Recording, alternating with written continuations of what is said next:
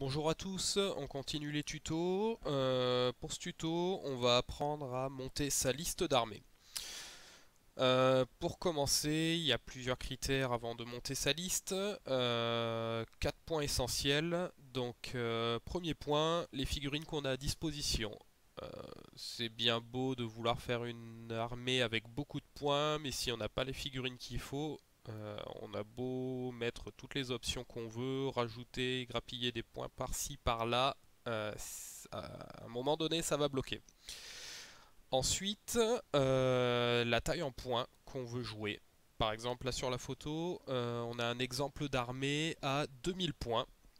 Euh, donc, à voir avec l'adversaire combien on veut jouer. Si on veut faire des petites parties en escarmouche à 750 points, 1000 points, ou si on veut commencer à faire une bataille 1500, 2000, 2500, ou carrément du gros poutrage à 3000 points, 3500 et au-delà.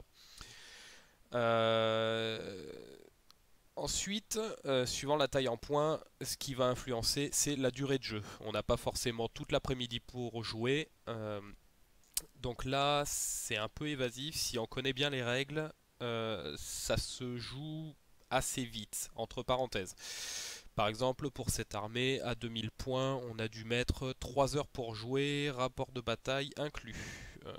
Des débutants qui connaissent pas bien les règles chercheront dans le livre certaines règles parce qu'elles seront pas en tête et ça peut durer beaucoup plus longtemps. Donc là, c'est vraiment évasif pour donner une durée de jeu. Quatrième point, la taille de la table. Parce que si on n'a pas forcément une grosse surface de jeu, on ne peut pas faire une grosse armée parce qu'on ne pourra pas mettre les unités les unes à côté des autres. Et ça va faire un gros bouchon sur la table. Les dimensions minimum, ça serait en centimètres. Il faut qu'il y ait entre les deux armées 60 centimètres, qui est égal à 24 pas. On verra dans un prochain tuto pourquoi il faut 24 pas, mais c'est la distance minimale.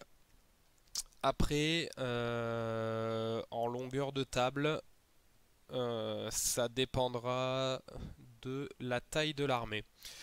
Là, généralement, quand on joue pour du 2000 à 2500 points, j'utilise une table qui fait 180 par 120 cm. On va passer maintenant aux différents types d'unités afin de pouvoir créer sa liste et calculer le nombre de points pour son armée. Alors, nous allons voir les différents types d'unités, car pour monter son armée, on a des restrictions. Donc, on va commencer par les personnages qui sont en deux catégories. Donc, la première catégorie, ce sont les seigneurs. Donc, les seigneurs, ce sont les personnages les plus puissants de votre armée. Ils ne sont pas accessibles à tous les formats de jeu, comme 500, 750 ou 1000 points, car il coûte vraiment très cher. On peut monter jusqu'à un seigneur qui coûte 600, 700 points facilement.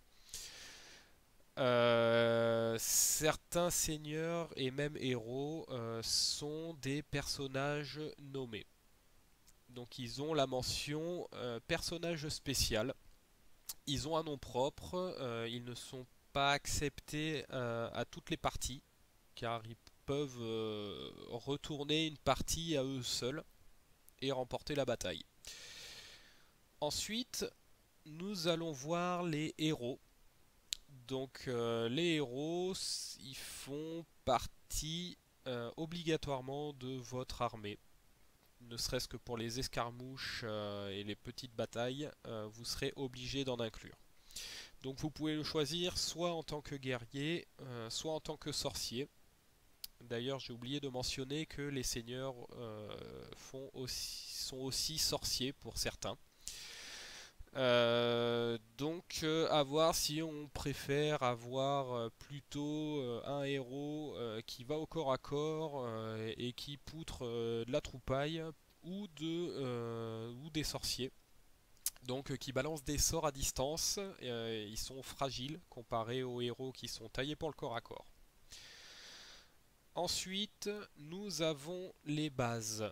Donc les bases, c'est ce qui va faire partie de votre armée. Elles sont obligatoires. Nous allons voir les restrictions après, mais vous êtes obligé d'en inclure dans votre liste d'armées. Ces unités de base en fait seront le cœur de votre armée. Elles apportent de la matière, elles ont un rôle de soutien où elles absorbent les ennemis en les scotchant au corps à corps le temps que vos unités plus puissantes viennent les impacter.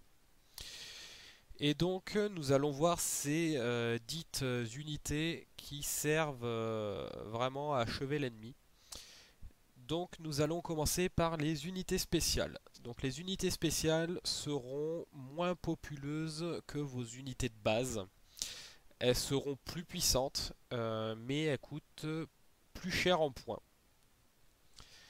Ensuite, nous avons les unités dites rares. Donc là, on n'a pas beaucoup le choix. Ça peut coûter cher en points. Par contre, c'est des unités très fortes. Il y a des choix qui sont pas adaptés à certaines situations. En fait, leur choix est vraiment ciblé. Ils ont un rôle précis et donc leur choix peut être décisif pour une partie. Alors, pour monter son armée, nous avons quand même des restrictions. On ne peut pas mettre n'importe quoi dans une armée. Donc, nous avons tout d'abord un choix maximum de 25% de seigneurs dans la totalité de son armée. Donc si on prend par exemple une armée de 2000 points, nous ne pouvons pas mettre plus de 500 points pour un seigneur. Pour les héros, c'est la même chose. Toujours pour une armée de 2000 points, je ne peux pas mettre plus de 500 points de héros. Je peux en mettre autant que je veux, mais la totalité de mes héros ne peuvent pas dépasser ce quota. Pour les bases, par contre, on est obligé de mettre minimum 25% de points. Donc, pour toujours une armée de 2000 points, je vais toujours faire avec cet exemple, on est obligé de mettre 500 points de base. Pour le choix spécial, on peut mettre maximum 50% de points, donc 1000 points. Par contre, une autre restriction, on ne peut pas mettre plus de 3 choix similaires. C'est-à-dire que, par exemple, je prends pour les démons du chaos, la bête de Nurgle, je ne peux pas mettre plus de 3 unités de bête de Nurgle dans mon choix. Et par contre, si je fais une armée de plus de 3000 points, je peux en mettre 6 maximum.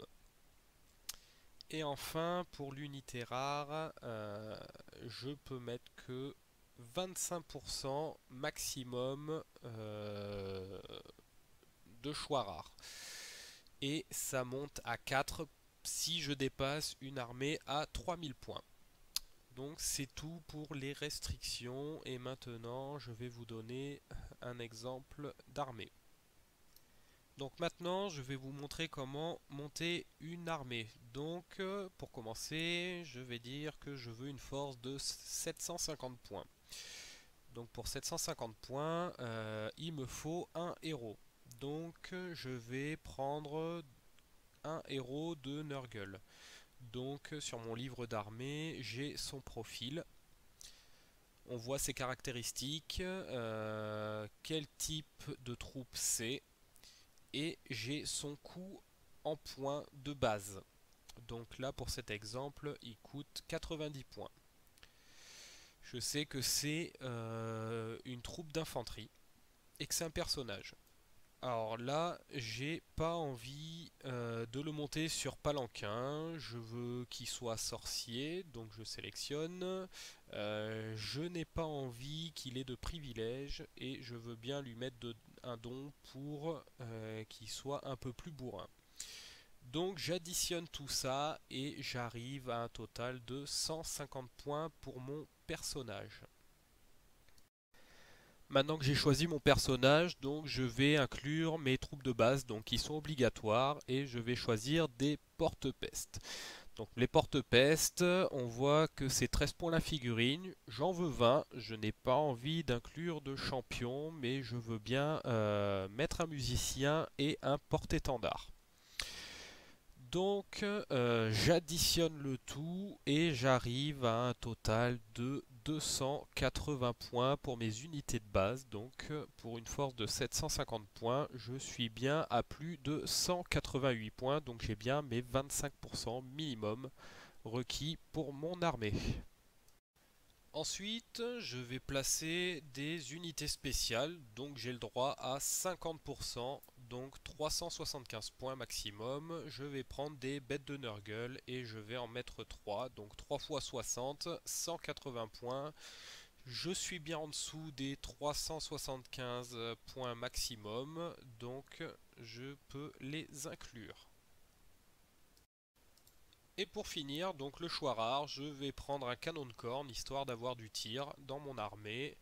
Donc je le sélectionne, il coûte 135 points, j'ai le droit maximum à 188 points, donc je suis bien dans le quota. J'ai choisi toutes mes unités et donc j'additionne chacune de ces unités, personnage inclus.